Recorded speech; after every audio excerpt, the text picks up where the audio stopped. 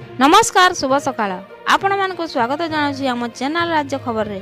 आसंतु प्रथमे नजर पकाइबा हेडलाइन उपरे।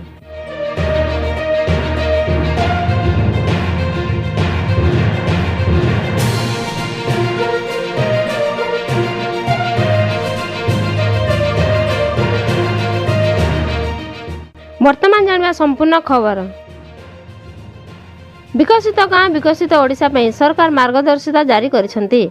पंचायती राज और पानीय जल विभाग पक्षर जारी है मार्गदर्शिका। ब्लॉक स्तर में वार्षिक उन्नयनमूलक कार्य योजना करा जिवो।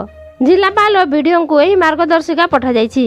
फेब्रुआरी 15 तारिख सुधा 5 वर्षीय योजना तालिका प्रस्तुत करी पठाइबाकू कहा जायछि।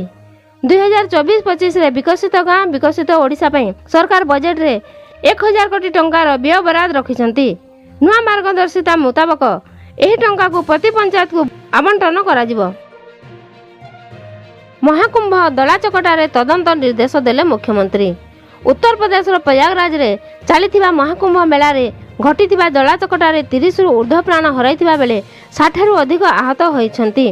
एही घटना परे कठोर नियम आपणैछंती प्रशासन। एबे वीवीआईपी पास गुडी को बातिल करा जायछि एवं मेला को जाउथबा रास्ता गुडी को भक्त मानकर सुगम पई एकमुखा करा जायछि। सेहि परि मेला परिसर को कोनोसी प्रकार गाड़ी प्रवेश करि पारिबो नाही। प्रयागराज आखपाख जिला को आसुवा गाड़ी गुड़ी को सही जिलार सीमार ही अटका जीव। आज पार्लियामेंट बजेट अधिवेशन राष्ट्रपति संबोधन आरंभ हो बजेट अधिवेशन। आज उभय गृह को संबोधित करेंगे राष्ट्रपति द्रौपदी मुर्मू। 2025-26 आर्थिक वर्ष पर आसिबो व्यय बराद। फेब्रुआरी 1 रे अर्थमंत्री निर्मला सीतारमण संसद रे बजेट आगत करेंगे। लगातार भावे यह तांकर 8म बजेट उपस्थापन हेबो। संसदर प्रथम पर्याय बजेट अधिवेशन जनवरी 31 रु आरंभ हो फेब्रुआरी 13 तारिख जाए चलिबो। सेहीपरि द्वितीय पर्याय मार्च 10 रु आरंभ हो एप्रिल 4 तारिख पर्यंत बसिबो। फेब्रुआरी 15 तारिख जाए बढ़िला राशन ईकेवाईसी रा अपडेट। जोगाण मंत्री कृष्णचंद्र पात्र ईकेवाईसी को नहीं गुरुवार दिन एक बड़ सूचना दैछंती। मंत्री कहिसंती ईकेवाईसी अपडेट पूर्वरु जनवरी 31 तारिख पर्यंत थिला। एबे फेब्रुआरी 15 को वृद्धि करा जायछि। किछि लोक ईकेवाईसी करि नथिबारु तारीख वृद्धि पई दाबी करथिले। एहाकु विचार करी सरकार निष्पत्ति नैछंती बोली जोगाण मंत्री कहिसंती। योग्यता नथिबा व्यक्ति को जोगाण मंत्री तागिद करथिले। जदि एही माने कार्ड न फेरांती तेबे एमानक विरोध रे कार्यानुष्ठान ग्रहण करा जिवो बोली कहा जायतिला। उत्कर्ष ओडिसा रे पुंजी वर्षा शेष होईछि 2 दिनिया उत्कर्ष ओडिसा मेक इन ओडिसा सम्मेलन। राज्य सरकार को विभिन्न निवेशकों पक्षर 16.33 लाख कोटी टंकार पुंजीनिवेश प्रस्ताव आसीछि। यह द्वारा 12.88 लाख नियुक्ति संभावना सृष्टि होईछि। मोट 20 क्षेत्र में 593 प्रकल्प पई एही निवेश प्रस्ताव आसीछि।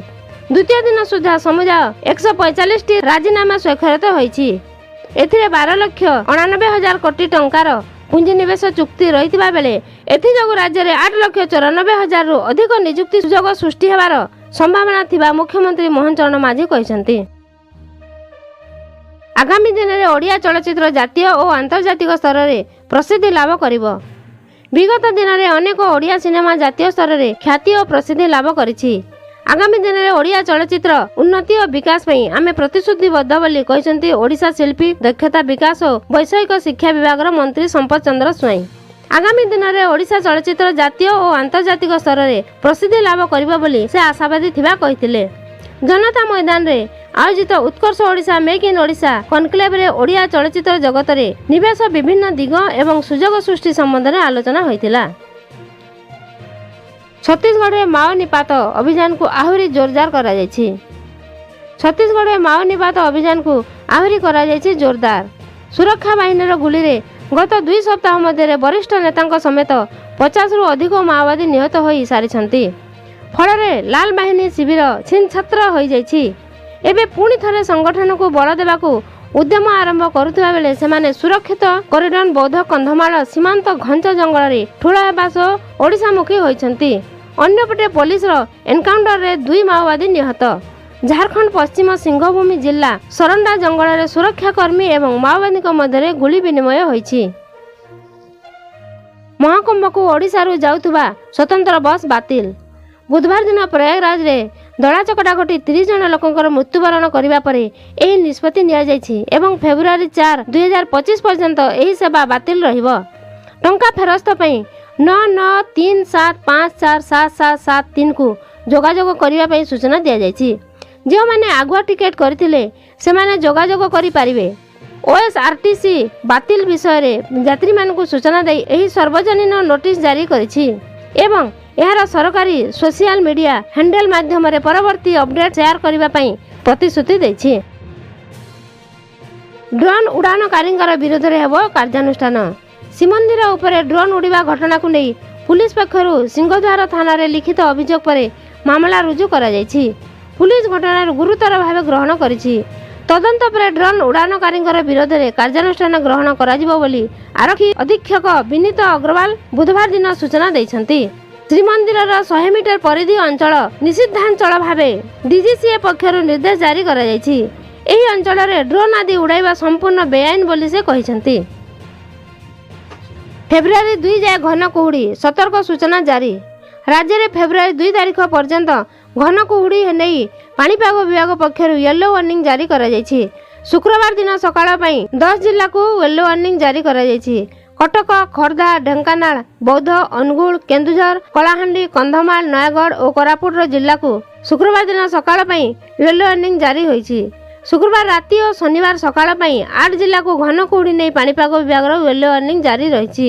ଭଦ୍ରକ, କେନ୍ଦ୍ରାପଡ଼ା, ଯାଜପୁର, ବୌଦ୍ଧ, ଅନୁଗୁଳ, କେନ୍ଦୁଝର, କନ୍ଧମାଳ, କଳାହାଣ୍ଡି ଜିଲ୍ଲାକୁ ନେଇ ୟେଲୋ ୱାର୍ଣ୍ଣିଂ ଜାରି ହୋଇଛି। ସେହିପରି ପାଣିପାଗ ବିଭାଗ ପକ୍ଷରୁ ଫେବୃଆରୀ 1 ରାତି ଓ 2 ତାରିଖ ସକାଳ ପାଇଁ 5 ଜିଲ୍ଲାକୁ ୟେଲୋ ୱାର୍ଣ୍ଣିଂ ଜାରି କରାଯାଇଛି। ନୟାଗଡ଼, ଗଞ୍ଜାମ, ଗଜପତି, ରାୟଗଡ଼ା ଓ କୋରାପୁଟକୁ ପାଣିପାଗ ବିଭାଗ ୟେଲୋ ୱାର୍ଣ୍ଣିଂ ଜାରି କରିଛି। ଏମିତି ଡେଲି ନ୍ୟୁଜ୍ ଅପଡେଟ୍ ପାଇବା ପାଇଁ ଭିଡ଼ିଓକୁ ଲାଇକ୍ କରନ୍ତୁ ଓ ଚ୍ୟାନେଲକୁ ସବସ୍କ୍ରାଇବ୍ କରନ୍ତୁ।